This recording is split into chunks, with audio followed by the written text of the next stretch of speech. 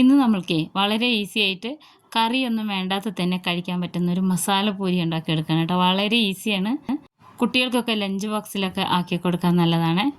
നല്ല ടേസ്റ്റാണ് കേട്ടോ. അത്യാവശ്യം കുറച്ച് എരിവൊക്കെ ഉണ്ട്. അപ്പോൾ ഇത് ഉണ്ടാക്കാനായിട്ട് ഞാനിവിടെ ഒരു കടായി എടുത്തിട്ടുണ്ട്. കടായിലേക്ക് 1/2 സ്പൂണോളം പെരുംജീരകം, 1/2 സ്പൂണോളം ജീരകം എടുത്തിട്ടുണ്ട്. ഇനി ഇത് ഓപ്ഷനിലാണ് കേട്ടോ, ഉണ്ടെങ്കിൽ ഇട്ടാൽ മതി.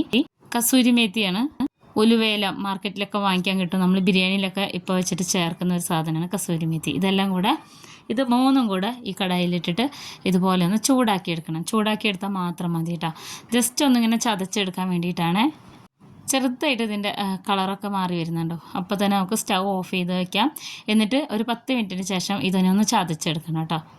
നോൺ സ്റ്റിക്കിൻ്റെ പാനിലാണ് ഉണ്ടാക്കണമെന്നുണ്ടെങ്കിൽ നമ്മളിതൊരു പ്ലേറ്റിലേക്ക് മാറ്റിയെടുക്കണം. ഇല്ലെങ്കിൽ ചതയ്ക്കുന്ന ഉള്ളിയൊക്കെ ചതയ്ക്കുന്ന അതിലിട്ടിട്ടൊന്ന് ചതച്ചെടുത്താൽ മതി.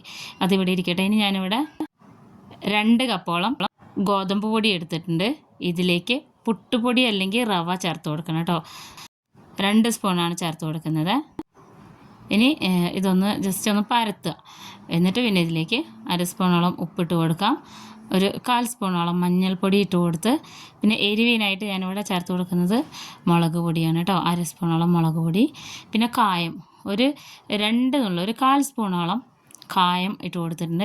പിന്നെ ഞാൻ നേരത്തെ പൊടിച്ച് വെച്ചിട്ടുള്ള ആ പൊടി ഉണ്ടല്ലോ, ചതച്ച് വെച്ചിട്ടുള്ള പെരുംജീരകം, ജീരകമൊക്കെ കൂടെ ഇട്ട് അത് മുഴുവനായിട്ട് ഇതിലേക്ക് കൊട്ടി കൊടുക്കണം. പിന്നെ നമ്മളിതിൽ ചേർത്ത് കൊടുക്കുന്നത് ഒരു ക്യാരറ്റാണ് കേട്ടോ.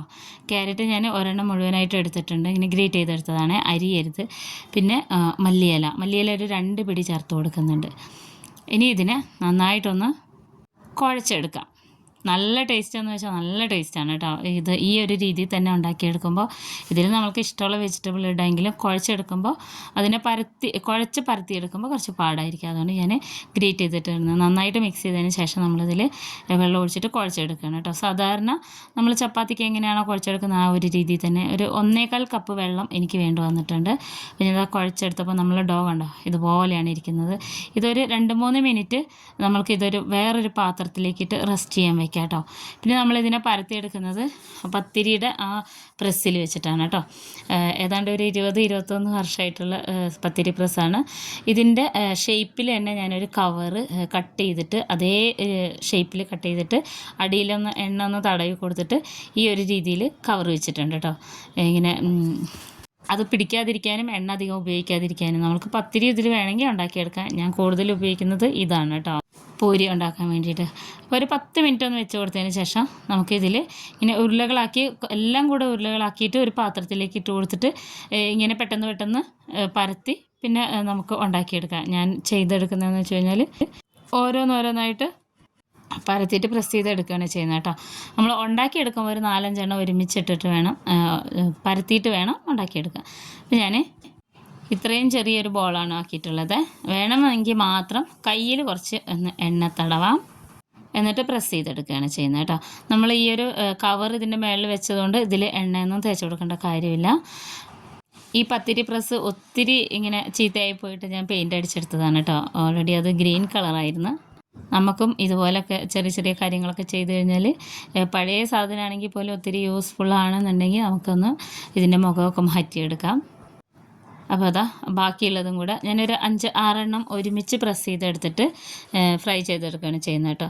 ഇത് കാണാൻ തന്നെ നല്ല ഭംഗിയാണ്. ഈ ഒരു രീതിയിൽ നമുക്ക് ചപ്പാത്തിയും വേണമെങ്കിൽ ഉണ്ടാക്കിയെടുക്കാം, മസാല ചപ്പാത്തി പോലെ. അപ്പോൾ ഞാൻ ഒരു പ്ലേറ്റിലേക്ക് മാറ്റിയിട്ടുണ്ട് കേട്ടോ. ബാക്കിയുള്ളതും കൂടെ ഇതുപോലെ ആദ്യം നമ്മൾ ഉരുട്ടി വെച്ചത് എത്രയാണോ അതെല്ലാം കൂടെ നീളമുള്ള ഒരു പ്ലേറ്റിലേക്ക് മാറ്റി കൊടുക്കണേ. അപ്പോൾ നമുക്ക് വേഗം തന്നെ ചൂടിൽ തന്നെ ഉണ്ടാക്കി അപ്പം തന്നെ കഴിക്കുകയും ചെയ്യാം. എല്ലാവർക്കും ഇഷ്ടമാവും. വളരെ വ്യത്യസ്തമായിട്ടുള്ള ഒരു സ്മെല്ലും ഒരു കാണാനൊക്കെ ഒരു ഭംഗിയാണ് കേട്ടോ. അതാ ഇതുപോലെയാണ് ഇരിക്കുക. ഞാനിപ്പോൾ ഇവിടെ ഒരു 5-6 എണ്ണം പരത്തി വെച്ചിട്ടുണ്ട്. ഓൾറെഡി നമ്മൾ നേരത്തെ ജീരകമൊക്കെ മൂപ്പിച്ചെടുത്ത ആ ഒരു കടായിൽ തന്നെ എണ്ണ ചൂടാവാൻ വെച്ചിട്ടുണ്ടായിരുന്നു. ഇതിൽ നമുക്കൊന്ന് ഫ്രൈ ചെയ്തെടുക്കാം കേട്ടോ. ഇത് 2 വശവും തിരിച്ചും മറിച്ചൊക്കെ ഇട്ട് ഫ്രൈ ചെയ്തെടുക്കുമ്പോൾ ശരിക്കും നല്ലൊരു മണമൊക്കെയാണ് വരിക. പിന്നെ നല്ല ക്രിസ്പി ആയിട്ടിരിക്കും. അതിനാണ് നമ്മൾ റവ അല്ലെങ്കിൽ പുട്ടുപൊടി ചേർത്ത് കൊടുത്തിട്ടുള്ളത് കേട്ടോ. അപ്പോൾ അത് ഓരോന്നോരോന്ന് ഉണ്ടാക്കിയെടുക്കുമ്പോൾ ഇതിൻ്റെ കളർ കണ്ടോ, ഇന്നെല്ലാം ഇങ്ങനെ ഫ്ലഫി ആയിട്ട് വരും കേട്ടോ. ഞാനത് കാണിച്ചു തരാം. ഇത് ആദ്യം നമ്മൾ ഒരു 10 മിനിറ്റൊക്കെ വെക്കുകയാണെന്നുണ്ടെങ്കിൽ നന്നായിട്ട് ഇങ്ങനെ ശരിക്കും ഇങ്ങനെ ആ പൂരിയുടെ ആ ഭട്ടൂര പോലെ വരും. ഇതിപ്പോൾ ഞാൻ തിരക്കിട്ടിട്ട് കാലത്ത് ഉണ്ടാക്കുന്നതുകൊണ്ടാണ് കേട്ടോ. പക്ഷേ ഞാൻ 2-3 എണ്ണം കുറച്ച് വെച്ചിട്ട് ഉണ്ടാക്കിയിട്ടുണ്ടായിരുന്നു. ഒരു 10-15 മിനിറ്റ് റെസ്റ്റ് ചെയ്തതിന് ശേഷം. അപ്പോൾ ഓരോന്നോരോന്ന് ആവുന്നത് നമുക്കൊരു പാത്രത്തിലേക്ക് മാറ്റാം കേട്ടോ.